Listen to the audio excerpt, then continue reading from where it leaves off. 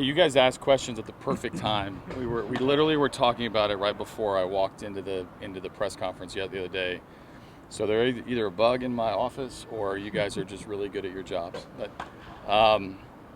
for us, we talked about it all throughout that day, and Al and I talked into the night, and the organization really felt like the challenge was needed for these guys. The debate was whether or not they all go at the same time or whether you promote one at a time, and but getting the next challenge, making them uncomfortable is good.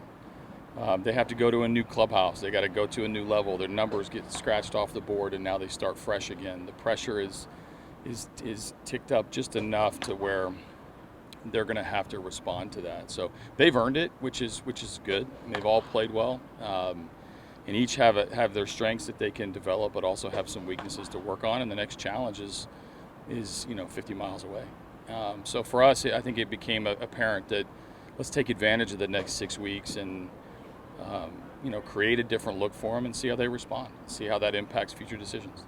We talked to them this morning, and we specifically asked them about what you always say. It's okay to go through some struggles. And we asked them what they learned. What's been the reports on what you think they've learned from some of their tough times? Yeah, well, a lot of this stuff is new for them, including getting out.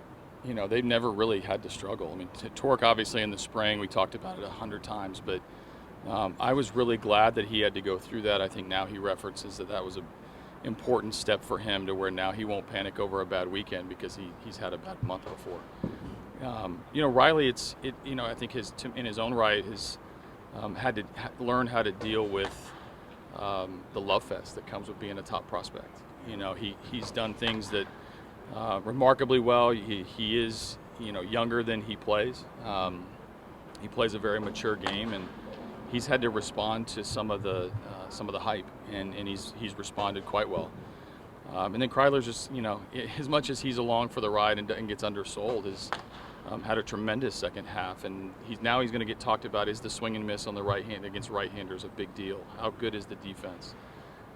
When is a possible call-up? Those are all mental challenges that these guys are going to have to deal with now that they haven't had to deal with up to this point. It's been a great story developing to get to and get a lot of positive attention. Well, now comes some pressure with being one step away from the best level in the world. And I have no doubt that these guys have the makeup to handle it, but the next 6 weeks will not define whether or not they get another opportunity, but it will kickstart the next challenge of facing new competition.